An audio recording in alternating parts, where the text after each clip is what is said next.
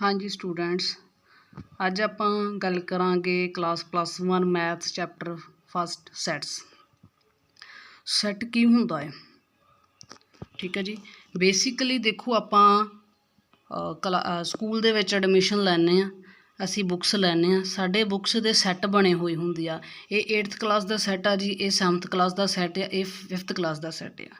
उस सैट का मतलब भी यही चीज़ आ कि एक सैट वैल डिफाइंड एक सैट पैक किया हुआ वा जिहदे ते लिखिया होया कि 5th क्लास का सैट आ, बुक्स का सैट आ।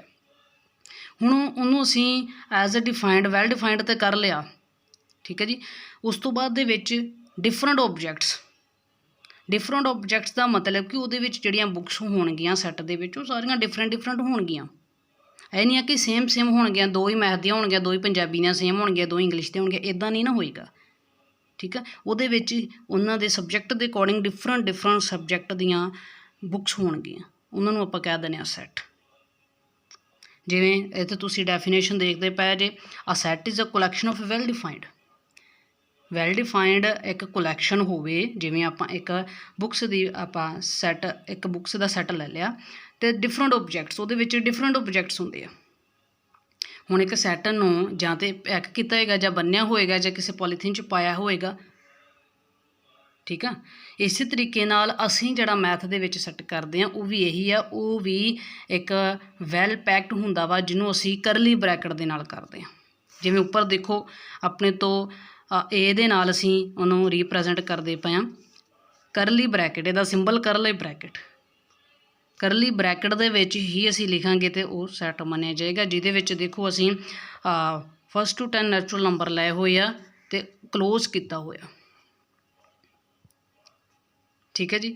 ये असीं कह दिंदे आ सैट दे विच साडे तो collection of a well defined and different objects, ठीक है जी। जिवें असीं एग्जाम्पल दे दित्ती कि जिवें बुक्स का सैट आ। हुण देखो रैंडमली सारियां ही बुक्स खिल रहीआं होण एक रूम दे विच, फस्ट तो लैके 10th तक दियां बुक्स सारियां रैंडमली पईआं होण ते असीं किवें बहुत औखे ढंग दे नाल असीं वो बुक्स आपदी क्लास दियां उहदे विचों लभांगे, ठीक है जी। मीनस कि पहलां असीं सैट बना के रखदे हां, उहदे लई ईजी हो जांदा है।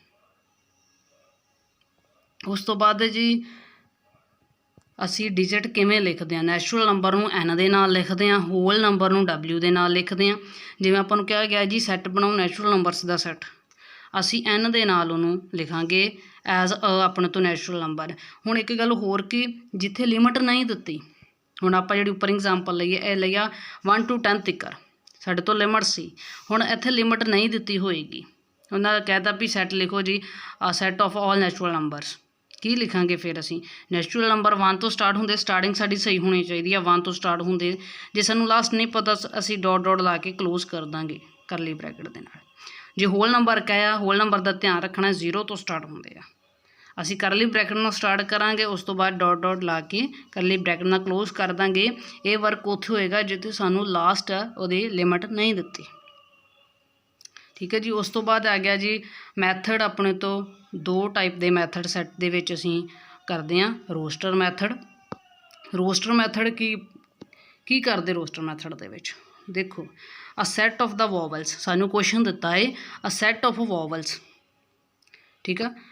एज एग्जाम्पल के तौर पर आप लैंदे पे उन्होंने असीं सलूशन दे विच किवें लिखांगे। सैट ऑफ वॉवल्स क्या गया सानूं क्या गया लिखो, असीं ए दे नाल उहनूं लिखांगे, इत्थे तुसीं बी सी कुछ भी लै सकदे जे। उस तो बाद असीं करली ब्रैकेट स्टार्ट की, इहदा सिंबल करली ब्रैकेट, असीं करली bracket they which he sat लिखदे हां। वॉवल असीं लिख ले जिन्ने सानूं इंग्लिश दे विच 5 वॉवल्स का पता, AEIOU ते करली ब्रैकेट क्लोज हो गए।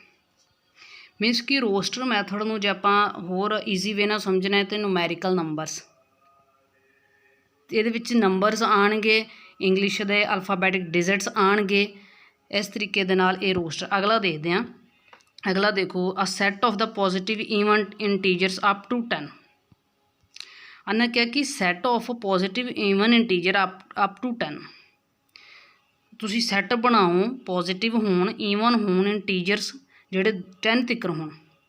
हुण ईवन इंटीजर्स क्वेश्चन नूं ध्यान नाल पढ़ना है, ईवन इंटीजर्स ਅਪ ਟੂ 10 ਅਸੀਂ ਮੀਨਸ ਕਿ ਈਵਨ ਨੰਬਰ ਲਿਖਣੇ ਆ 10 ਤੀਕਰ। ਅਸੀਂ ਇਹਦੇ ਨਾਲ ਕੀਤਾ ਕਰਲੀ ਬ੍ਰੈਕਟ ਸਟਾਰਟ ਕੀਤੀ। ਈਵਨ ਨੰਬਰ ਕਿਹੜੇ ਆ ਜੀ 1 to 10 ਦੇ ਵਿੱਚ 2 4 6 8 10 ਕਰਲੀ ਬ੍ਰੈਕਟ ਕਲੋਜ਼। ਇਹ ਆਪਣੇ ਤੋਂ ਹੈ ਜੀ ਰੋਸਟਰ ਮੈਥਡ। ਸਾਨੂੰ ਕੁਐਸਚਨ ਇਸ ਤਰੀਕੇ ਦੇ ਪੁੱਛੇ ਜਾਣਗੇ, ਸਾਡੇ ਆਨਸਰ ਇਸ ਤਰੀਕੇ ਦੇ ਹੋਣਗੇ। ਉਸ ਤੋਂ ਬਾਅਦ ਨੈਕਸਟ ਮੈਥਡ ਆਉਂਦਾ ਹੈ, ਉਹ ਮੈਥਡ ਹੈ ਜੀ ਸੈੱਟ ਬਿਲਡਰ ਮੈਥਡ। ਇਹਦੇ ਵਿੱਚ ਇਹਦੇ ਤੋਂ ਓਪੋਜ਼ਿਟ ਹੋਏਗਾ। ਇਹਦੇ ਵਿੱਚ ਅਸੀਂ ਆਨਸਰ, ਇਹਦੇ ਮੈਂ ਆਨਸਰ ਹੀ ਲਿਖੇ ਹੋਏ ਆ, ਸੋਲੂਸ਼ਨ ਹੀ ਲਿਖੇ ਹੋਏ ਆ। ਦੇਖੋ ਜਿਵੇਂ ਆਪਾਂ ਨੂੰ ਆਹ ਕੁਐਸਚਨ ਕਿਆ ਹੋਏਗਾ, ਉਹਦੇ ਵਿੱਚ ਕੁਐਸਚਨ ਇੱਦਾਂ ਦਾ ਹੋਏਗਾ, ਇਹ ਕਰਲੀ ਬ੍ਰੈਕਟ ਦੇ ਵਿੱਚ ਵੋਵਲਸ ਲਿਖੇ ਹੋਣਗੇ, ਕਰਲੀ ਬ੍ਰੈਕਟ ਕਲੋਜ਼।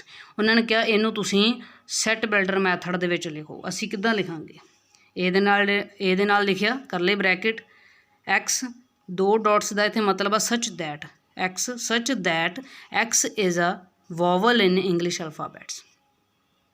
ਮੀਨਸ ਕਿ ਜੇ ਇੱਦਾਂ ਵੀ ਲਿਖਾਂਗੇ ਉਹਦਾ ਮੀਨਿੰਗ ਸੇਮ ਆ, ਬਟ ਲਿਖਣ ਦਾ ਤਰੀਕਾ ਅਲੱਗ-ਅਲੱਗ ਆ, ਮੈਥਡ ਅਲੱਗ-ਅਲੱਗ ਆ, ਬਸ ਇੰਨਾ ਡਿਫਰੈਂਟ ਆ।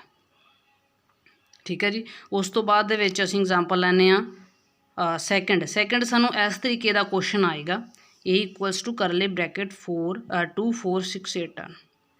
ਠੀਕ ਹੈ ਜੀ। ਹੁਣ ਅਸੀਂ ਇਹ ਦੇਖਾਂਗੇ ਇਹਦੇ ਨਾਲ x such that x is a positive even integers up to 10। ਠੀਕ ਹੈ ਜੀ। ਲਿਖਣ ਦਾ ਤਰੀਕਾ ਅਲੱਗ-ਅਲੱਗ ਆ। ਰੋਸਟਰ ਦੇ ਵਿੱਚ ਐਜ਼ ਅਸੀਂ ਡਿਜਿਟ ਲਿਖਦੇ ਹਾਂ, ਅਤੇ ਜਿਹੜਾ ਸੈੱਟ ਬਿਲਡਰ ਮੈਥਡ ਆ ਇਹਦੇ ਵਿੱਚ ਅਸੀਂ ਐਜ਼ ਅ ਸੈਂਟੈਂਸ ਬਣਾ ਕੇ ਲਿਖਦੇ ਹਾਂ ਇੰਗਲਿਸ਼ ਦੇ ਅਕੋਰਡਿੰਗ। ਠੀਕ ਹੈ ਜੀ।